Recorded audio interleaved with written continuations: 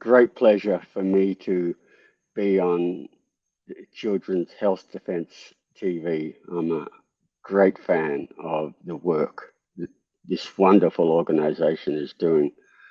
My name is André Leu. I'm a long-term organic farmer, and I'm also the International Director of Regeneration International.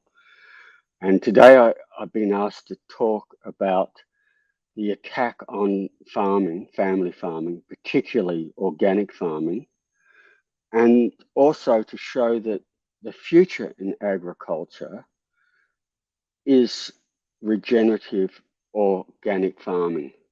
So next slide, please. What I want to focus on to give examples of the attacks on organic agriculture are three countries that I know very well. I could give examples from every continent all over the world, but due to time restrictions, I'll concentrate on three. And this is Bhutan. It's a kingdom north of India and between China and India in the Himalayas. And next to it is a state of India called Sikkim. And below them is the country of Sri Lanka. And these are three countries I know very well. Bhutan, the Kingdom of Bhutan, announced a transition to becoming 100% organic at the Rio Plus 20 United Nations Conference in Rio de Janeiro in Brazil in June 2012. I was next to the Prime Minister of the country at that event when he announced it. This is part of the Prime Minister's speech, and what he stated there is that going organic is living, he puts the word G and H, and that stands for gross national happiness. Bhutan works on gross national happiness rather than gross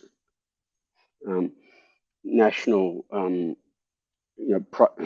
product or gross domestic product. Instead of looking at the amount of money that is spent, what they're more interested in is the outcome, that the well-being of all the citizens of Bhutan, and not just the citizens, but the wider environment, the whole environment, plants and animals of the country. And they call this gross national happiness.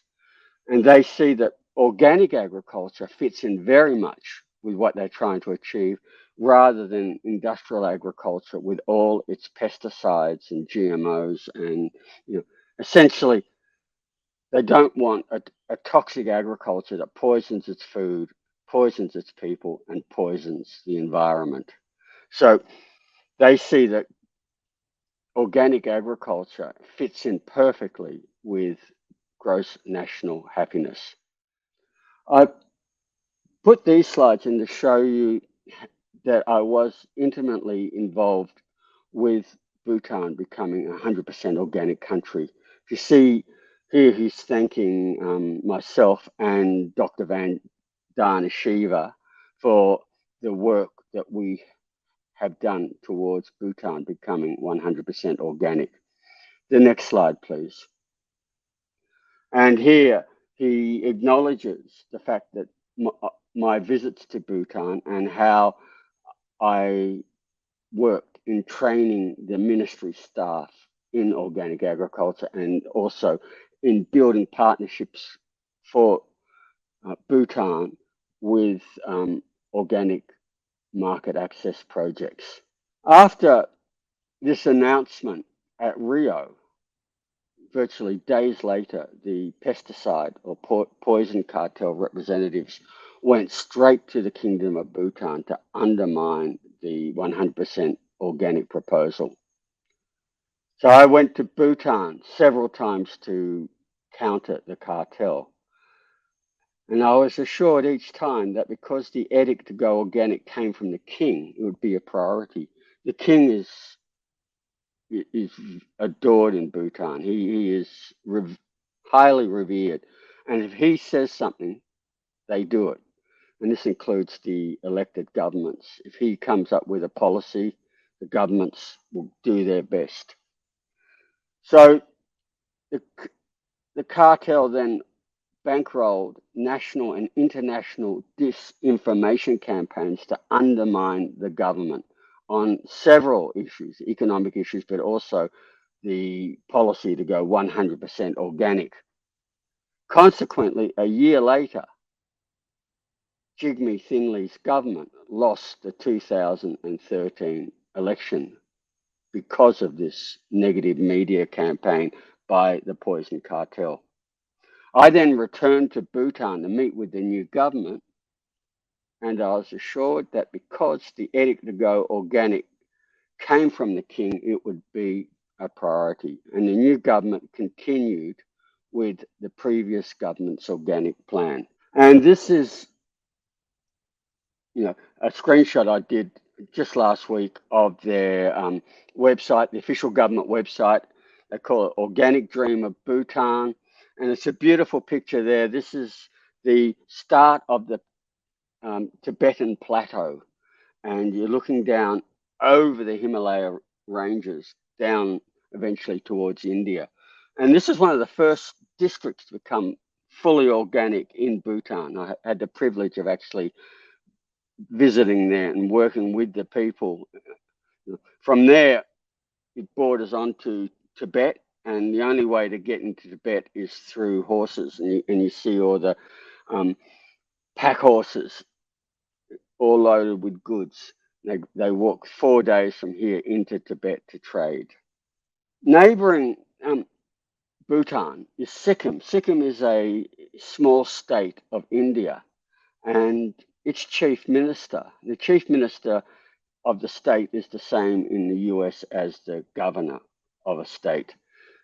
And the chief minister was called Pawan Chamley, and he started Sikkim's pathway to 100% organic in 2003.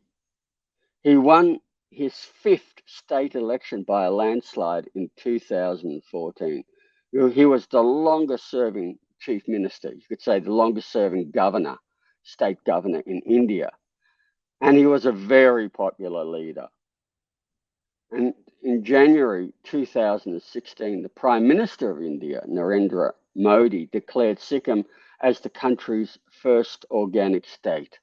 And I put this up because what happened after that was a concerted attack in the media. And I wanted to give this as an example because The Guardian is seen as a progressive newspaper. They call themselves fearless, independent, reader funded.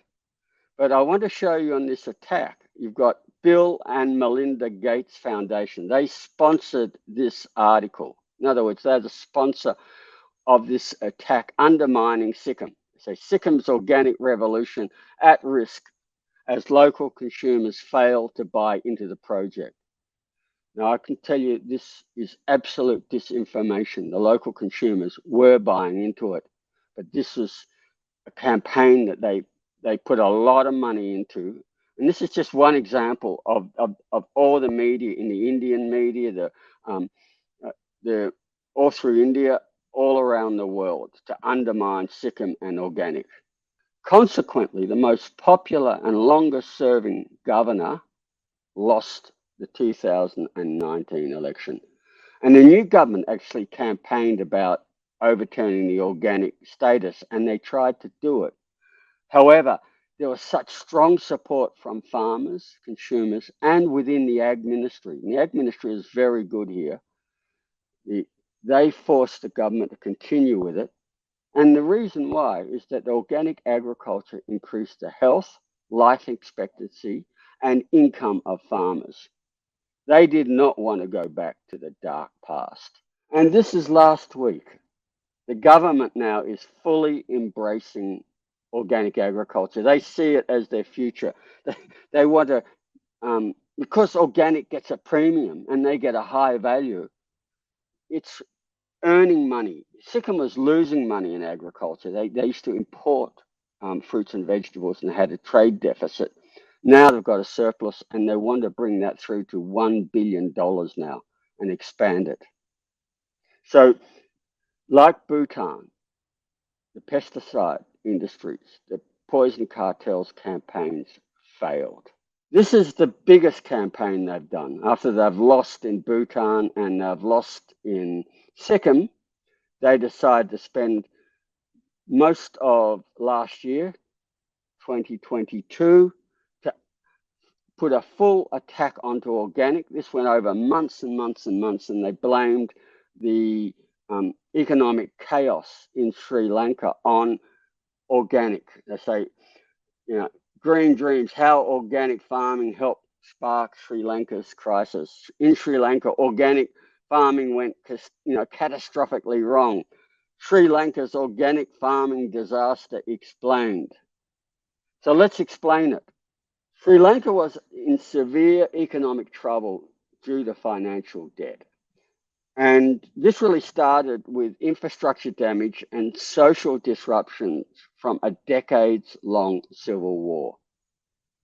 Then in April 2019, there was a church suicide bombings, and that destroyed their tourism industry. So tourists stopped going there, and that caused the value of their currency to fall, made everything more expensive because that they had to import all their essential goods, especially fuel, for gas. The government tried to stimulate the economy with tax cuts, but it had the opposite effect. It reduced government revenue and deepened the country's national debt. Then, of course, 2020, the COVID-19 pandemic comes, and that completely destroys the whole tourism industry. And it caused significant inflation and contributed to food shortages and essential goods and increasing food insecurity in Sri Lanka. That's 2020. By 2021, Sri Lanka was in serious trouble with a massive trade deficit. So what Sri Lanka did to try and reduce the trade deficit was to stop importing. And one of the ones they stopped the importation of were chemical fertilizers because they contributed to over $400 million in the trade deficit. And this was the first of a range of proposed measures to create an economic recovery.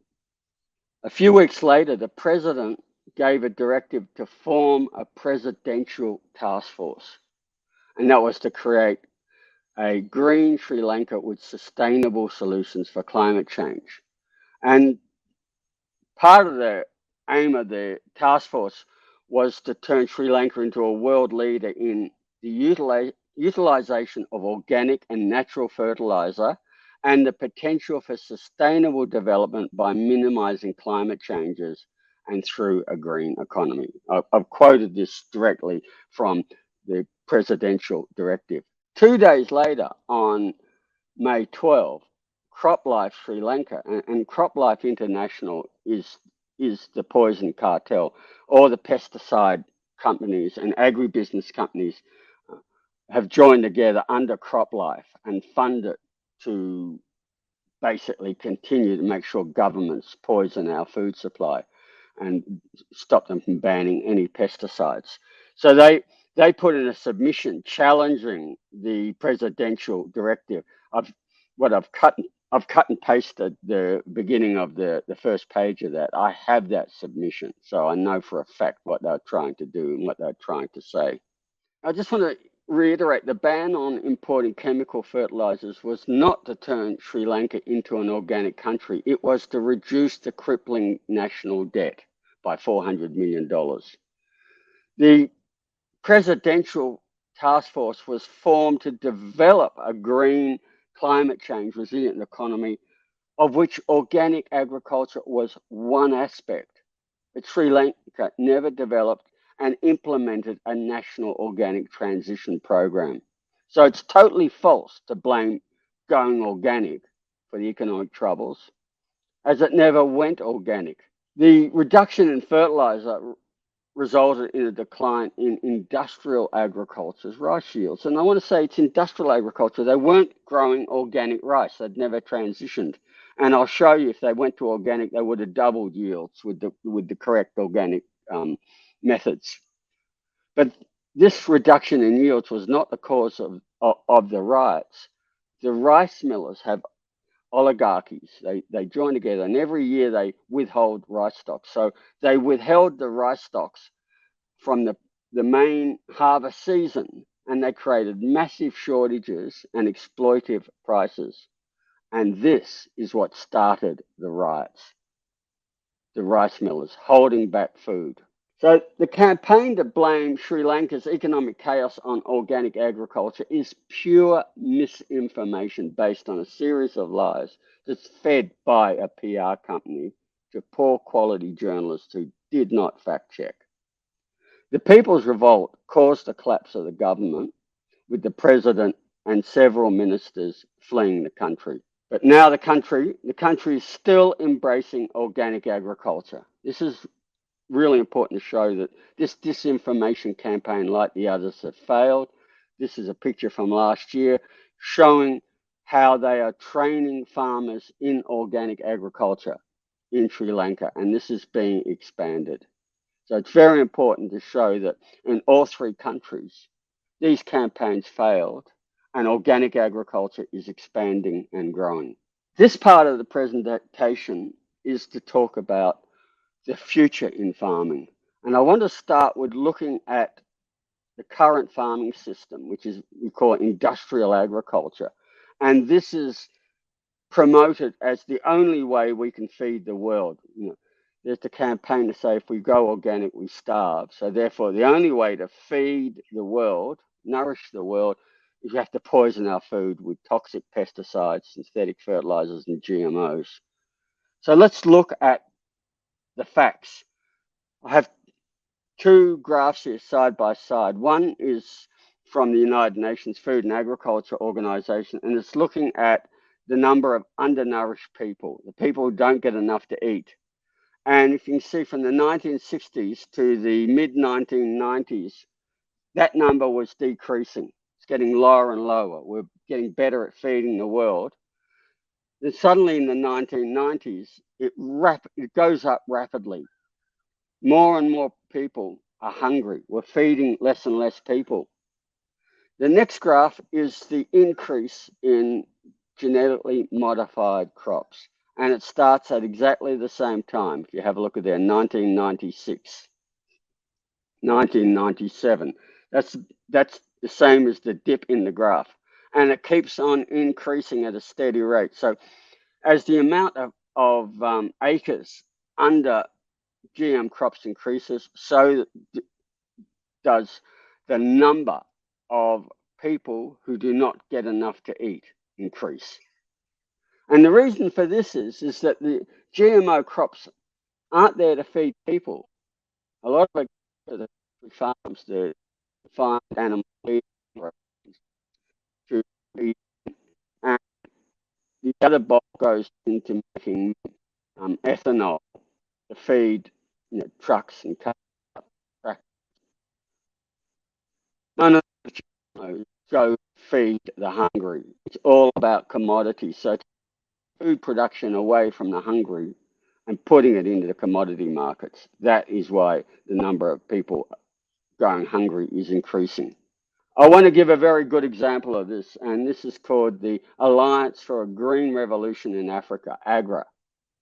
And that's founded by the Bill and Melinda Gates Foundations and the Rockefeller Foundations. Remember, in the previous slides, I showed how Bill and Melinda Gates Foundation sponsored the article that attacked Sikkim going organic. They launched this program in 2006, and they had the vision of doubling agricultural yields and the incomes of 30 million small-scale food producers in Africa. And they said they're going to halve both hunger and poverty in 20 African countries by 2020. Yeah, AGRA received $1 billion from Bill and Melinda Gates, also the US and UK government and German governments as well. They put $1 billion into this, and the money was spent to promote industrial agriculture to supply distant commodity markets, like I showed you with the increase in GMOs, and on getting them to grow GMOs, import synthetic pesticides and fertilizers. Next slide. So 2020, let's have a look at what they achieved. Instead of halving hunger, the situations in the 13 focus countries deteriorated. The number of people suffering from extreme hunger increased by 30% in the countries of intervention during the agri years. I've got a table below that's come from the United Nations Food and Agriculture Organization looking at the undernourished people in the world. Underneath, you see Africa. And in 2005, which is just a year before AGRA started, there was 195 million people who were undernourished. In the year that 2020, when AGRA finished, there's 281 million people who are undernourished. In other words, the number increased in those years by 86 million people. That shows that the industrial system is an absolute failure. It does not work. So let's look at what does work. And 500 million farmers around the world are smallholder farmers on 5 acres or less. And most of them are traditional farmers. They are what we call organic by default.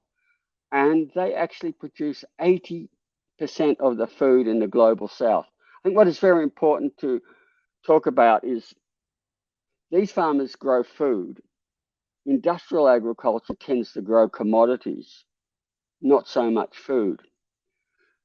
Teaching these farmers to add good regenerative organic practices based on agroecology to their traditional methods, such as better soil nutrition, improved pest and disease control, better water use efficiency, better weed management, and how to use agroecology to increase biodiversity leads to significant increases in yields. To give an example of this, there's a report by two United Nations organizations, UNTAG and UNEP, and they looked at 114 projects, organic projects in Africa, covering 2 million hectares, that's 5 million acres, and 1.9 million farmers. That's a lot of farmers, just under 2 million. And the average crop yield when they were taught good regenerative organic practices was 116% in all the African projects. In East Africa, it was 128%. So what the report showed, that industrial agriculture caused which is the green revolution, it actually caused a decrease in food by 10% per person since the 1960s. So they said that the evidence shows that the way to nourish Africa is to have organic agriculture. And I want to give you an example of one of the projects. This, when I was president of IFOAM, this organization was one of our members, and they worked in Ethiopia. And this is the area where they had, that they had the Live Aid conference about, where thousands of people were dying from food insecurity. And what they did here is they worked with the local people to start rehabilitating the hillsides and the gullies. They got them to grow what we call fertilizer trees, such as sesbanias, which you put nitrogen into the soil. You can harvest them and feed livestock, and also you can eat the flowers and other parts as food for people with these trees. Also to grow legumes such as faba beans, which will increase the nitrogen fertility, but also people can eat them as a high protein bean. The rehabilitated hillsides can be sustainably harvested to make compost to put on the fields. So they put that on the fields. And this is the result. What the smallest bar on the left-hand side is what they call the check, which is the traditional system. And the green bar is where they put compost on. And you can see in every case, there's more than 100% increase in yield. The next bar is actually where people put fertilizer on. This wasn't so much an organic trial. This was to allow people to use whichever system. So some people chose fertilizers, but in every case, the compost got more yield than the fertilizers. And this is an example of the trials, and they were growing wheat. And if you look at the deep green field, that's wheat grown on compost. And the wheat grown with chemical fertilizers needed spraying with a fungicide, because what happened is that they got rust that year. The wheat grown with the chemical fertilizers got badly attacked by the rust. The wheat grown with the compost was resilient to it. And this is an example of the wheat grown with the chemical fertilizers. It now needed to be sprayed with toxic chemical fungicides.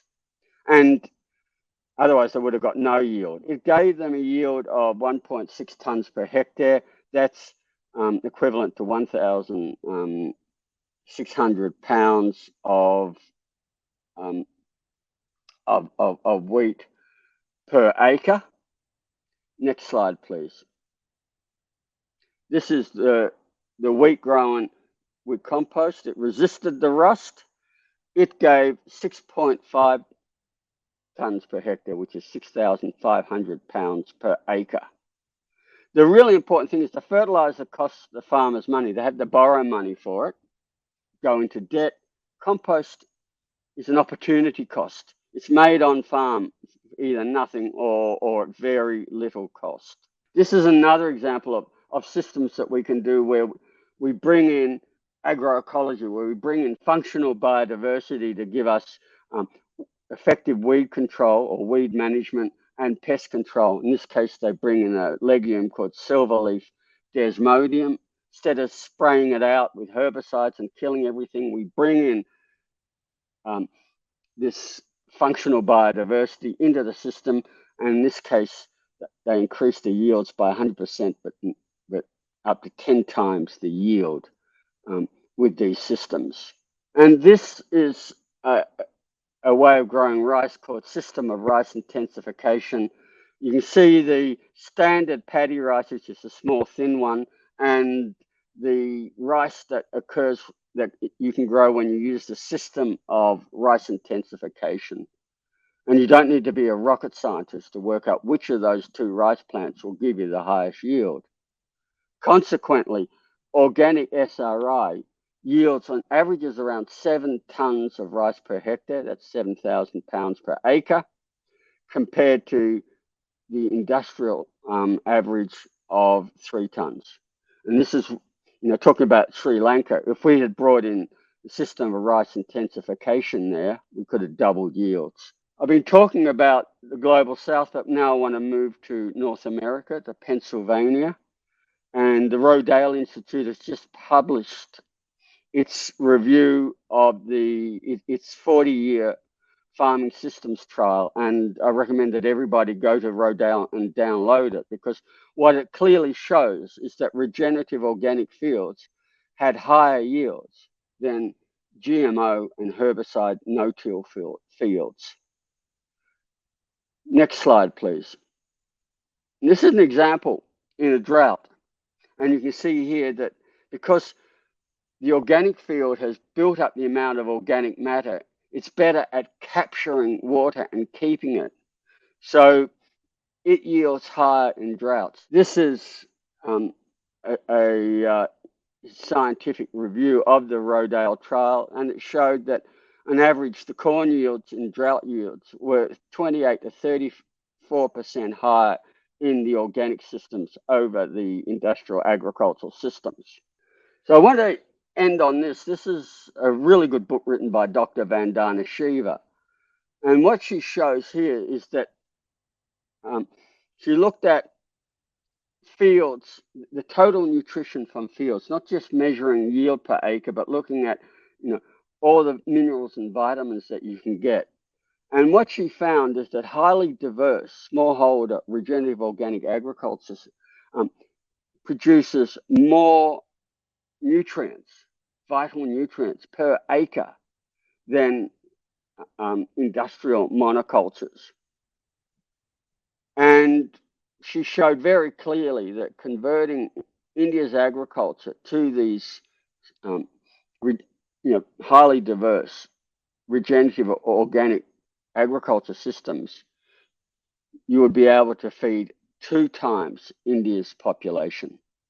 So I want to end on this and to say that local regenerative organic systems nourish the world because the majority of farmers are smallholders on 5 acres or less. They produce 80% of the food of the global south.